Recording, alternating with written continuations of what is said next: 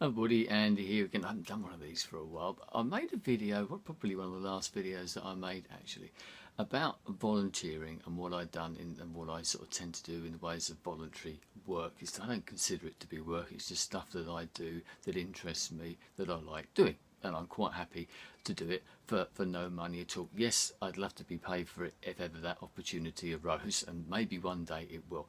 But there are some sort of misconceptions around this sometimes, because the organisations that I mentioned in the last video, things like Hastings Rock, not so much Beatles Day, but certainly with the Stinger magazine and Peerless Music that I'm involved with as well, there's a common sort of misconception that the people involved with those organisations, activities, whatever, magazines, do actually get paid for it. People presume automatically that if you're involved with a radio station, if you're DJing on a radio station, albeit a local radio station, that you're getting paid for it. The amount of times myself and other DJs on the station have had that conversation with people, and they just say, oh wow, that's great, you know, you must be earning a lot of money out of that or getting money for it. And when you tell them you don't even get expenses for it, you just do it purely because you love doing it and you enjoy doing it, and for the music, etc. as well, and because other people enjoy it, you know, you're providing other people with entertainment, with enjoyment as well. They're sort of taken aback. Wow, one of the questions is, why would you do that in the first place? Because we enjoy doing it. You know, we wouldn't do it otherwise. You know, it's not anything, isn't it? You know, you only do it because you want to do it. But it's the same with things like the Stinger magazine as well. People automatically assume that you get paid for it, or people do get paid for it.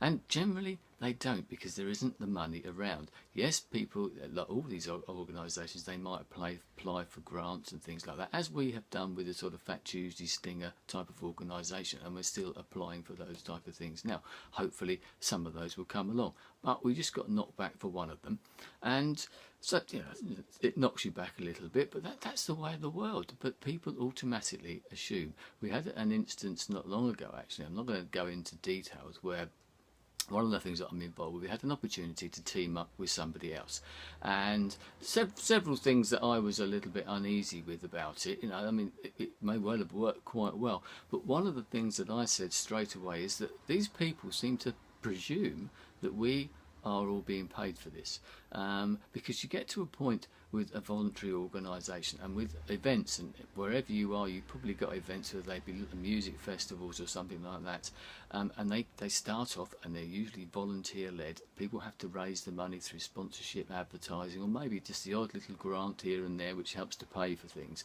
and it costs a lot of money to put things on. You know, I talked about this with Hastings Rock, over £6,000 putting a magazine together. It isn't cheap to get it all printed, and that's with nobody taking any money at all. But you try putting on an event with all the policing, health and safety, security, and all these type of things that you have to have now, it's a lot of money. I know that from sort of festivals that happen locally. It's thousands and thousands of pounds, tens of thousands of pounds sometimes. It's not easy to do that, so you try to get little grants and things like that to do it. But they're usually run by volunteers. There might be the odd person who gets a little bit in the way of expenses to help them, but they are not getting paid for it. You can bet your life that it actually costs them more to do this than what they actually get back out of it. It's the same with all of these activities. They actually ultimately cost you money, but once again, you do it because you enjoy doing it. But the events, there comes a time when you put an event on and it's successful, and it goes well and you're great, yes, we've raised money for charity or whatever it is that we're doing, or we just covered our costs, or we promoted this or we promoted that. But then the next time, when are you coming back? When are you doing that again? And I know that that's what happened with Hastings Rock when they first put that out. It was a one-time broadcast, but because of the reaction, people saying, when are you going to do that again? Without realising all the amount of work that goes into it. And then every time you do this, there's a level of expectation. People are expecting things to get better and better. I know this from my limited experience with local events myself, is that you get to a certain, every year there's that level of expectation, and obviously the further you go on, the more successful you become, there becomes an anticipation as well, that people are already saying about festivals that will be happening next year, like Fat Tuesday for example. Oh, I wonder who's going to be on next year, what are they going to be doing, are they going to be doing this, are they going to be doing that, and without really thinking about all the work that goes on behind the scenes. It's not their fault, that's just the way of the world, that is just the way that things are. It isn't out there as much. People, as I said, people just presume that people are getting getting paid for this. They don't think of all the organisation. They don't realise the amount of work that goes into these things behind the scenes. I'm lucky enough to be involved with these things, and I'll say it once again, I do it because I enjoy doing it, and I do it for the love of it and the promotion of the area and the music and the musicians and all that sort of stuff. And I love doing the DJing and being involved and all that sort of stuff as well. But this is sort of an educational video, I suppose. I'm not moaning about people because I know what it's like. But there does come a time sometimes where you start getting criticised for some of these events or whatever that you help put on, especially if you're more intimately involved with them than you might be with other ones. And people start criticising, why don't you do this? Why don't you do that? This should happen, that should happen. Why haven't you done that this year? Or why aren't you doing it this year? What's wrong with that? Why isn't it on this year or something like that, if you miss a year with the radio or something like that? And sometimes you sit back and you think, well, I bet you go and have a go. You try and put this on and you see what it's like. But so this is just sort of a timely reminder in some ways, because there's so many things that have come out since that video that I've done, because I've got involved with more things as well. And as I said before, there does become a point where you think, I can't do some of these things anymore. You have to sort of sit back and take a bit of a back seat on some things, still have a level of involvement. But once again, there is that thing. People say, well, why have you stopped doing that, Andy? And then you explain it and think, whoa, I didn't know that. I didn't know you do that. Having discussions recently with people with all the things that I do, and I spend more time, once again, I'm not moaning, and I spend more time doing all the activities and things that I'm involved with than I actually spend at the job that I've got. So, which I do get paid for, and I don't get paid for it in the others. Hopefully one day, you never know where these things are going to lead, and it's possible that might happen, and that would be great.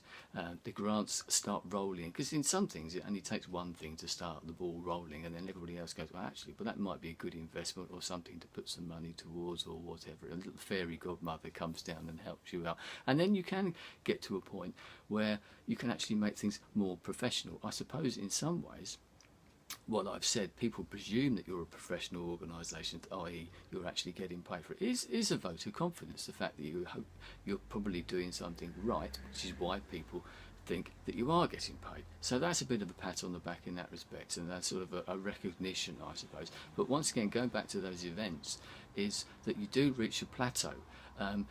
They build and they build, and that level of expectation comes down, so you improve the event, new ideas come in and all this sort of stuff, but you get to a point where you just can't go any further, because the people that are involved just can't give any more time, any more effort. And it's not always a case of just getting more and more people involved, because you need a team, a core team that you can rely on, that's have got the expertise, the knowledge, the time, or whatever, the wherewithal to actually get down there and the respect of other people to actually put these things on, because that's sometimes what it needs. You need a bit of that to actually open doors and get to talk to people and maybe get a little bit of that money. So that's why some events get to a point and then they either stagnate and disappear altogether, because they just can't go any further, and people reach a point where they think, I can't do this anymore. As I've suggested, there comes a point where you have to turn around and sort of walk away from something.